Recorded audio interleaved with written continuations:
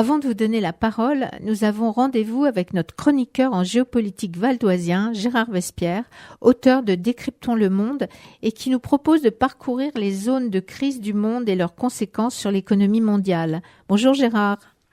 Bonjour Jacqueline, et je salue également vos invités et tous nos auditeurs. Bien sûr, merci Gérard. Alors merci d'être au rendez-vous pour cette chronique qui s'intitule ce matin « La Russie va-t-elle réussir à casser l'alliance occidentale ?»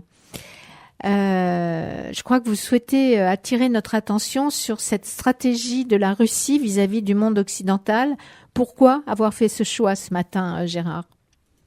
J'ai fait ce choix, voyez-vous, pour trois raisons. La première repose sur la stratégie que la Russie a décidé de mettre en œuvre avec l'arrivée de Vladimir Poutine au pouvoir fin 1999.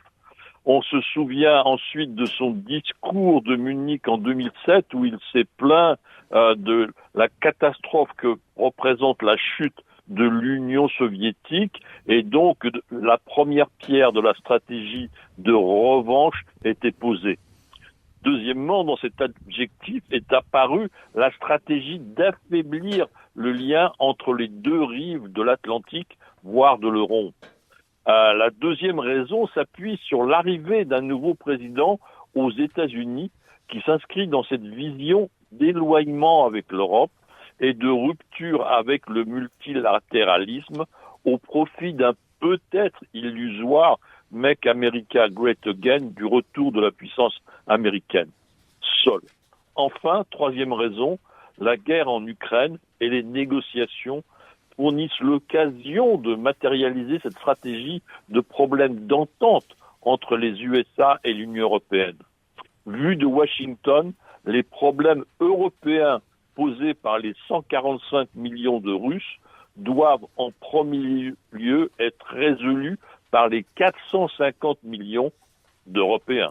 Vous nous décrivez donc un véritable changement, un basculement de l'histoire par rapport à la situation et aux alliances qui prévalent depuis la fin de la Deuxième Guerre mondiale autour de l'OTAN en particulier. Quelles sont, selon vous, les forces qui poussent à cette possible, voire inévitable recomposition ? Vous faites bien, Jacqueline, de mobiliser le pluriel en évoquant les forces derrière cette évolution. Premièrement, la vision russe de l'empire russe, qui dans sa volonté de résurrection ne souhaite et ne reconnaît qu'un seul interlocuteur, l'empire américain. La chute de l'URSS a fait perdre 50% de sa population et 20% de sa superficie à la Russie des tsars. Le traumatisme de l'empire russe est à la hauteur de ces chiffres. Deuxièmement, aux yeux de Vladimir Poutine, l'Europe n'existe pas. En tout cas, il ne veut pas la voir, car elle n'a jamais existé dans l'histoire avec un grand H. Or, lui s'inscrit dans la grande histoire. Il ne veut pas regarder le futur. Il cherche à diviser à tout prix l'Europe, afin de pouvoir éventuellement reprendre politiquement au moins, si ce n'est territorialement, des territoires que l'Empire russe estime être historiquement et géographiquement siens. Les territoires baltes, la Géorgie, etc. On voit avec le promontoire de la presqu'île de Crimée l'importance que l'Empire russe accorde à la géographie. Troisièmement, les États-Unis sont conscients que pour parvenir à maîtriser la Chine, ils vont devoir y consacrer une grande partie de leurs ressources. Et les Européens, de leur côté, constatent que les États-Unis ne peuvent en même temps asseoir leur primauté militaire sur le monde, dont le continent européen et donc euro-asiatique, et leur suprématie militaire sur la Chine en même temps. Il y a 350 millions d'Américains face à 1,4 milliard de Chinois. La différence des chiffres est révélatrice. Oui, vous êtes en train de nous dire que les États-Unis ont décidé de se tourner totalement vers la région Indo-Pacifique. Totalement, peut-être pas, mais principalement, oui. Les États-Unis, d'un point de vue militaire, vont se tourner vers le Pacifique, mais il est possible de voir se développer une situation, disons, paradoxale. L'Amérique ne peut oublier les analyses et les constructions qu'elle a menées depuis 80 ans.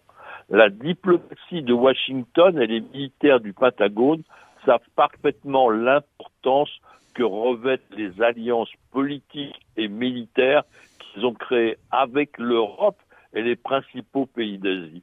Ce système d'alliances, l'OTAN, les alliances avec le Japon, la Corée du Sud, l'Australie, les Philippines, constituent un avantage stratégique fondamental pour les États-Unis vis-à-vis de la Chine, qui n'a pas d'alliance en dehors de celle avec ses deux voisins immédiats, Russie et Corée du Nord.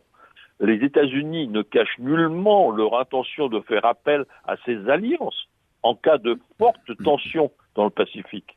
La Grande-Bretagne, la France ainsi que l'Allemagne assurent déjà une présence militaire dans cet océan. Le porte-avions Charles de Gaulle, d'ailleurs, en revient. Nous pourrions aussi assister au paradoxe de voir les États-Unis se désengager de l'Europe, probablement pas complètement, mais faire appel à cette dernière pour qu'elle leur apporte une aide militaire afin de hausser leur niveau de dissuasion envers la Chine, ultime étape avant une confrontation que chacun souhaite éviter.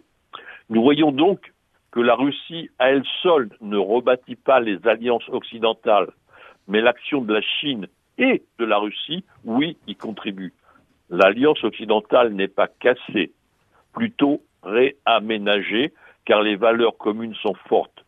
De plus, nul ne sait quelle sera la situation économique et sociale russe dans quelques années. Bien évidemment. Mais dites-moi, nous venons de faire un tour complet du monde, là, cette fois-ci, passionnant. Et c'est sûr qu'avec tout ce qui se passe en ce moment, notre siècle va certainement connaître des évolutions que nous ne nous attendions pas à vivre. C'est clair. Je crois que vous allez avoir beaucoup de chroniques à nous proposer dans les semaines à venir, Gérard. Je suis prêt. Merci en tout cas pour ce décryptage mondial et puis merci d'avoir pu être au rendez-vous comme je l'ai dit ce matin. Voilà, votre chronique est terminée. Je rappelle à nos auditrices, auditeurs que nous pouvons retrouver vos écrits et vos prestations médias sur votre site www.lemondedécrypté.com, un site gratuit. Il suffit juste de s'abonner. À bientôt, Gérard. Merci Jacqueline et bonne émission.